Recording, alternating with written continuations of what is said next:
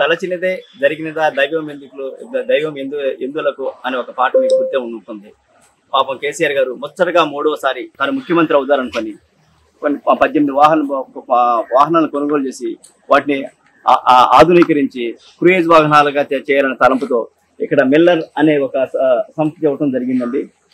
ఈ మిల్లర్స్ అనే సంస్థ మన తెలుగు రాష్ట్రంలో కాకుండా ఇతర రాష్ట్రాల నుంచి కూడా బుల్లెట్ ప్రూఫ్ వాహనాలను క్రూయిజ్ వాహనాలను తయారు చేసే ఒక సంస్థ అండి. ఇక్కడ హై సెక్యూరిటీతో ఉంటుందండి. ఇది కనీసం చీమ చిట్టుకుమన్నా కనీసం ఎవరికి చీమ చిట్టుకుమన్నా కూడా ఎవరికి ఏం తెలియదండి. ఇక్కడ మొత్తం పూర్తిగా అడవి ప్రాంతం ఇది. దాదాపుగా ఇక్కడ ఒక ఆటో నగరం అనే దాంట్లో ఈ అడవి ప్రాంతంలో ఒక పక్క ఉంటుంది. ఎక్కడ కనీసం సంచారం కూడా లేవు. అత్యంత రహస్యంగా ఇక్కడ ఈ యొక్క వాహనాలు మాత్రం తయారు చేస్తారండి. లోపలికి వెళ్ళడానికి కూడా ఎవరికి పర్మిషన్ ఇవ్వట్లేదండి. చూడండి ఒకసారి.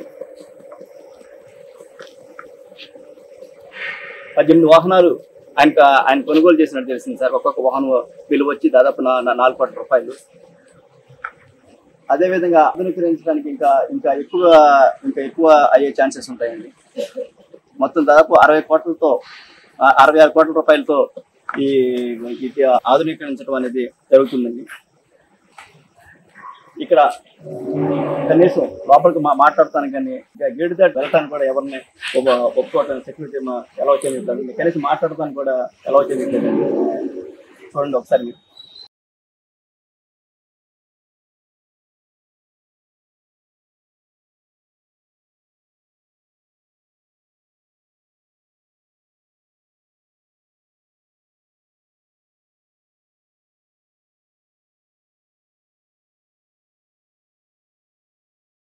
తలచినదే జరిగినదా దైవం ఎందులకు అనే ఒక పాట మీకు గుర్తే ఉంటుంది.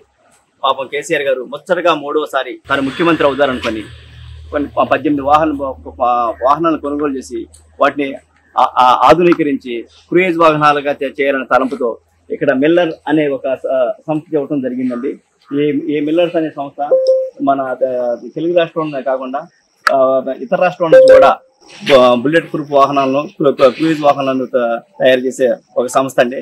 ఇక్కడ హై సెక్యూరిటీతో ఉంటుందండి. ఇది కనీసం చీమ చిట్టుకుమన్నా కనీసం ఎవరికి చీమ చిట్టుకుమన్నా కూడా ఎవరికి ఏం తెలియదండి.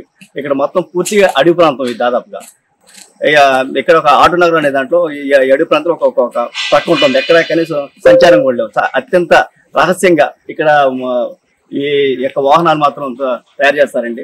లోపలికి వెళ్ళడానికి కూడా ఎవరికి పర్మిషన్ ఇవ్వట్లేదండి. చూడండి ఒకసారి. 18 వాహనాలు ఆయన కొనుగోలు చేసినట్టు తెలిసింది సార్. ఒక్కొక్క వాహనం విలువ వచ్చి దాదాపు 4 కోట్ల రూపాయలు. అదేవిధంగా ఆధునీకరించడానికి ఇంకా ఎక్కువ అయ్యే ఛాన్సెస్ ఉంటాయండి. మొత్తం దాదాపు 66 కోట్ల రూపాయలతో ఈ ఆధునీకరించడం అనేది జరుగుతుందండి.